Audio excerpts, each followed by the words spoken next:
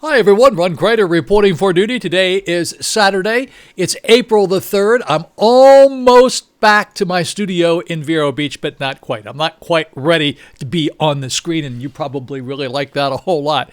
Today is the numbers day, of course. It's Saturday, and I'm hoping to have good numbers. I have no idea what they are. I'm doing this fairly early in the morning to try to get this whole thing put together because I wanted to get it done before I got back to Vero so that I could then, when I got back, just throw the numbers together and put them up so I can get them up, hopefully, by the end of the day. So, at the end of the video, I'm going to have a little short video on what Easter is all about. Also want to tell you about the weather forecast for the Treasure Coast here in Florida. So if you're looking at this and you're not on the Treasure Coast, then what is this weather all about? The weather is for the Treasure Coast of Florida, and that's all the way from Boca Raton up to Indian River County. So we can expect mostly cloudy tonight, low 57 degrees, winds northeast 10 to 15 miles per hour. And then on Easter Sunday, partly to mostly cloudy, high 74, winds east-northeast at 10 to 15 miles per hour, a low of about 55 degrees on Easter. I don't see any rain in the forecast, although it is blowing out there quite a bit, as I'm told. So the governor signed a proclamation the other day saying that there will be no passports in the state of Florida. That's relating to restaurants and sporting events and things like that. I don't completely agree with him. I think it would be a really good idea. I'd like to know if the people that are sitting next to me have been vaccinated, and I don't have to be too concerned about it. Obviously, that's a personal choice. I think he's making a mistake again. I think he says it's okay for you to not get a vaccine if you don't want to get it. Then you should also be able to not permit people to come to your restaurant if you aren't vaccinated. Anyway, that's my own personal opinion. I'm not going to stand on my soapbox on that, but at least you know how I feel about it. I think passports are a really good idea.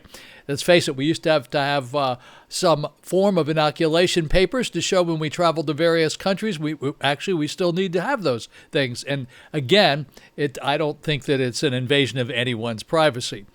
I'm also going to have a little short video at the end of this numbers program, after the numbers, and it's a little bit about Easter. It's a little religious bit, so if you don't want to see the religious thing, then you don't have to watch it back there. Oh, by the way, don't forget to push the like button. I would appreciate that very much. And then also I have a little short video coming up here on the people 16 plus who are getting vaccinations. They can get their vaccinations beginning on Monday here in the state of Florida. And those folks are having discussions as to whether they want it or they don't want it. You know, you've heard me say this over and over and over again. I think we did a very poor job of convincing people that it's a good idea to get vaccinated, and we haven't been very good about letting people know whether they should actually be distance spacing or they shouldn't be distance spacing, and is it 3 feet or 6 feet, and should you wear 2 masks, 3 masks, 5 masks, no masks. All of that sort of thing is just everybody's pointing the finger at everybody else, and it's because there are all sorts of experts who tell you one way is better than the other way, and who are you supposed to believe? So you have to believe what you think is right. I think wearing a mask is a good idea. I think distance spacing is a good idea, but that's my opinion. That's why, again, we live here in America, and we can do what we want to do pretty much.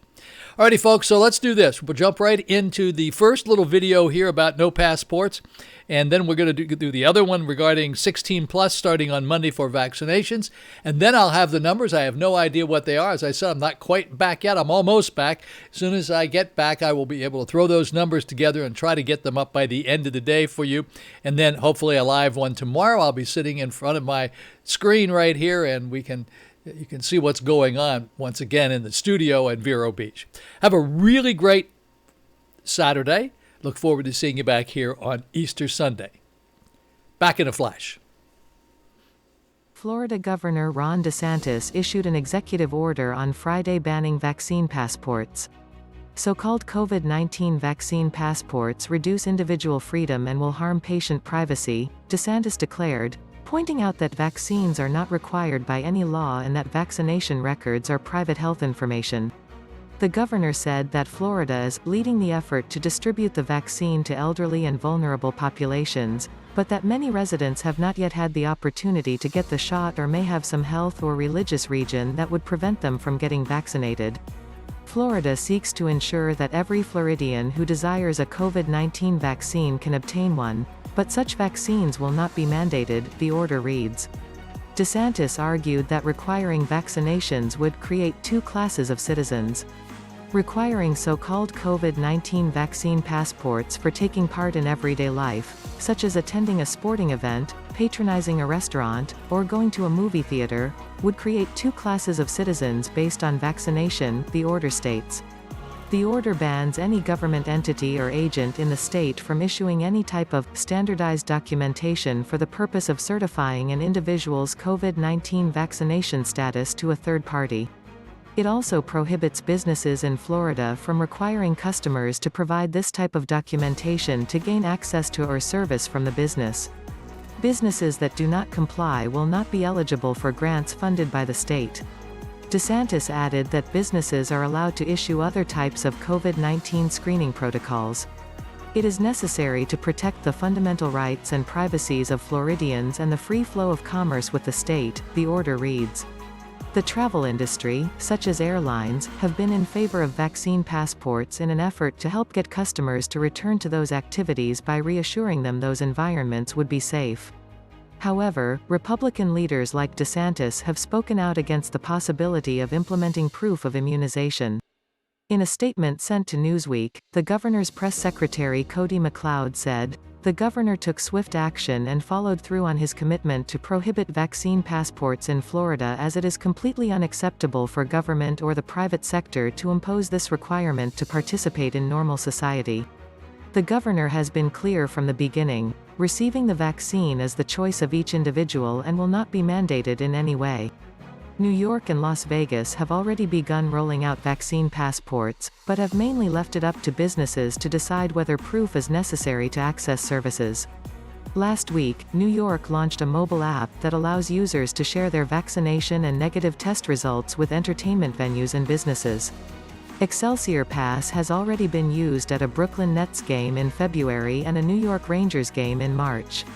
In Los Here in Florida, and beginning on Monday, anyone who wants to get the COVID-19 vaccine will now be eligible. Now younger age groups are trying to book vaccine appointments pretty quickly here. WPTV News Channel 5's Michelle Casada looks at the demand for the vaccine among teenagers 16 and older.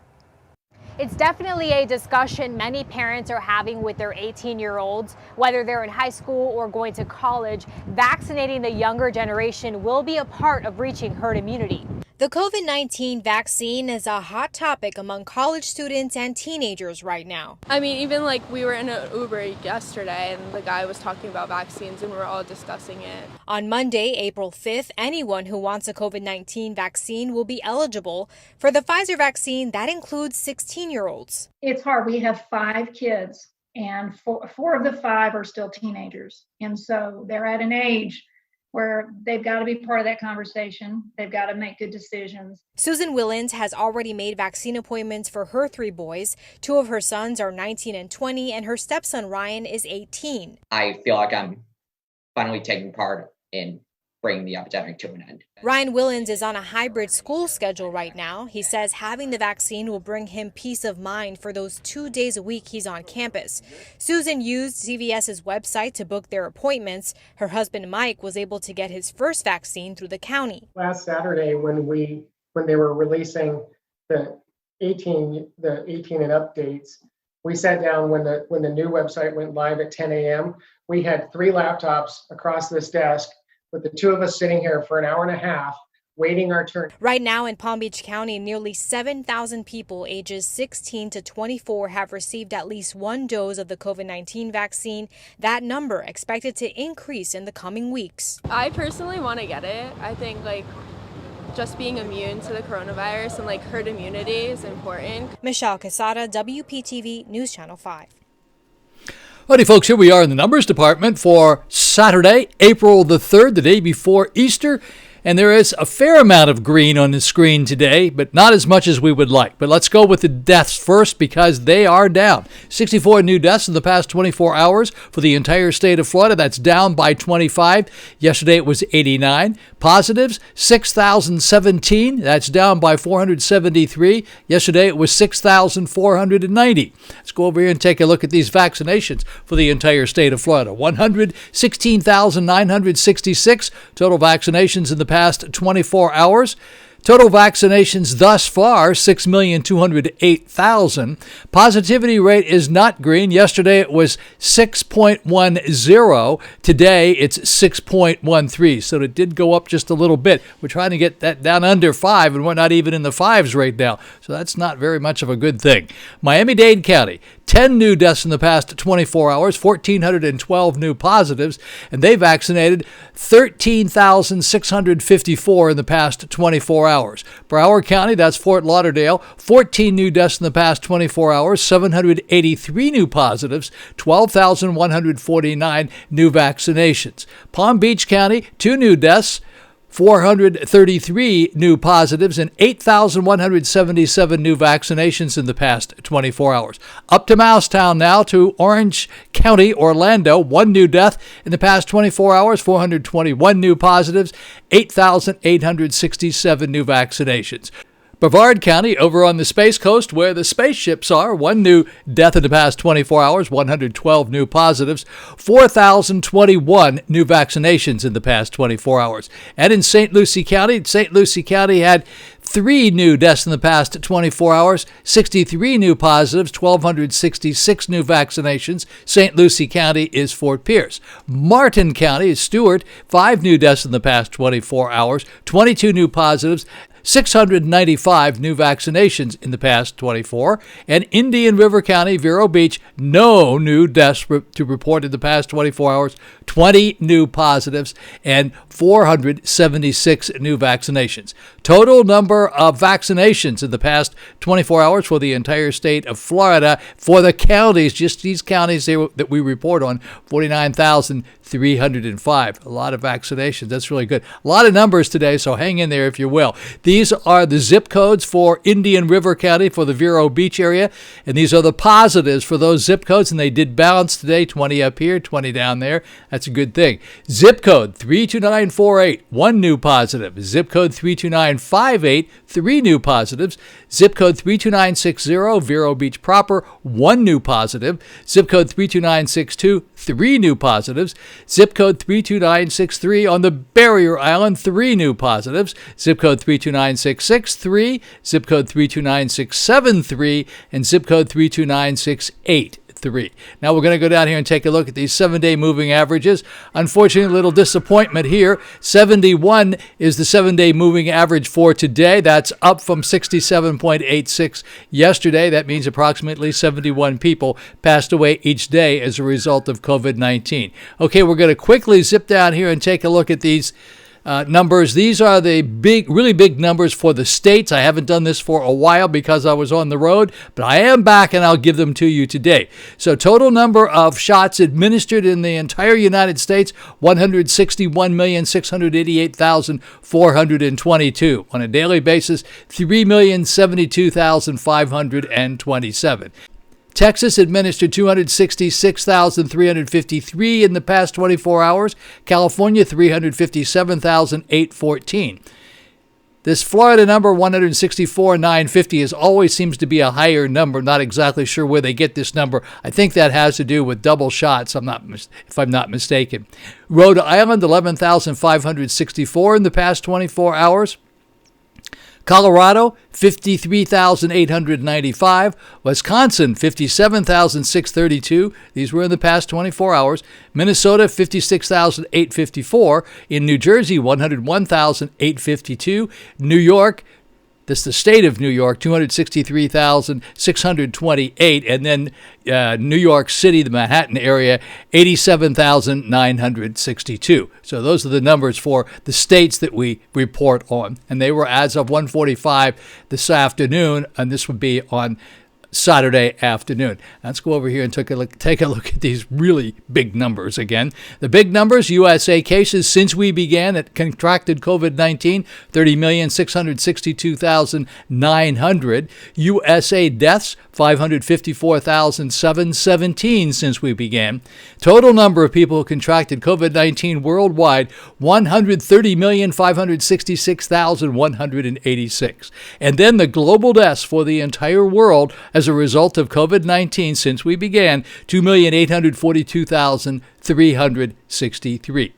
Alrighty, folks, I have a little short video I'm going to show you now, just a little piece on Easter, because this will be seen by a lot of you people who look at it first thing tomorrow morning, or it would be to this morning if you are looking at it right now. This is a little 1-minute piece on Easter. I hope you have a very blessed Saturday, a wonderful Easter. Ron Crider signing off today. Looking forward to seeing you back here tomorrow.